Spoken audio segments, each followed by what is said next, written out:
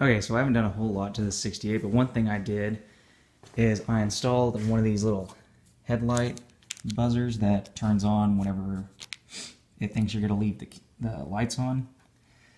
And I particularly like this because a lot of times I get out of this thing and I forget to turn the lights off. But I lost the instructions for this kit. Here's the part number and everything. This, I believe, came from LMC, but we bought it. Gosh, I don't even know when we bought it. It was well over a year, though, before I actually put it on the truck. So in that time, the instructions got lost, of course, and I couldn't figure out how to hook this thing up until I found somebody did a little write-up on how to install one of these on a GMC motorhome. But that took forever to find, so I was just going to do a little... Because it's not complicated to hook up, so I was just going to show how I hooked this up. Maybe it'd help somebody else out, because it took me quite a while to find that write-up that somebody did. So that was the part number. And where the kit has you hook it up, just because it's easiest, is down here on the fuse panel. So there's the little buzzer right there that's kind of glowing, and it comes with a little piece of adhesive on it stuck to it.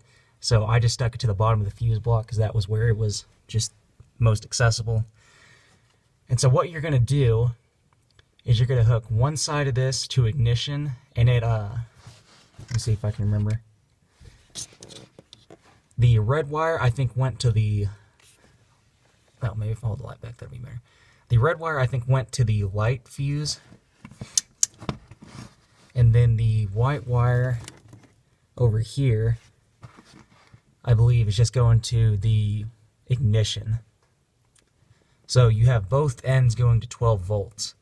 So the reason that works is inside that buzzer, there's a diode.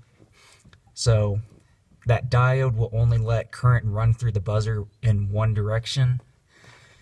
So whenever you have power to the lights and power to the ignition, you have 12 volts to both sides, so therefore no current can flow through the buzzer. And when you have just the ignition on but not the lights on, current still cannot flow through the buzzer because the diode doesn't let it.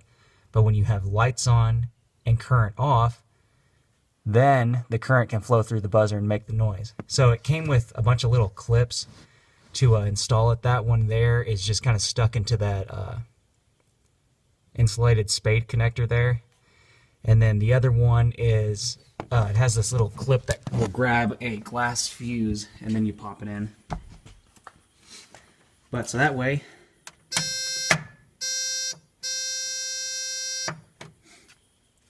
it buzzes when you leave the lights on, but when you turn the ignition on and the lights, the buzzer goes off.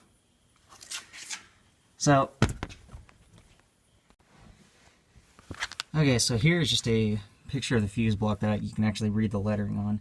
So this fuse over here, I believe it's for all the lights, I think. But this is the fuse that I hooked the red wire to, and then the white wire is hooked over here to the ignition.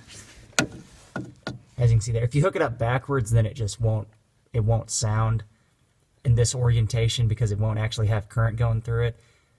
I think either that or it would just, as soon as you turn the ignition on, it would start buzzing, one of the two. But I don't think there's a way where you can hook this up wrong and hurt it. I don't think you can do that. But yeah, hook the red side up to the fuse on the right and then hook the white wire up to the ignition. So whenever you turn the key on and the light's on, no buzzer. Turn the ignition off.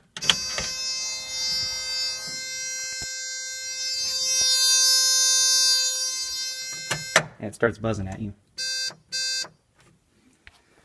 So once I found out that information, it was very easy to install. Again, that little piece of whatever tape, adhesive, whatever it is, just stuck to the bottom of the fuse block. That seemed to work pretty good. Here's the other bit of connectors that it came with.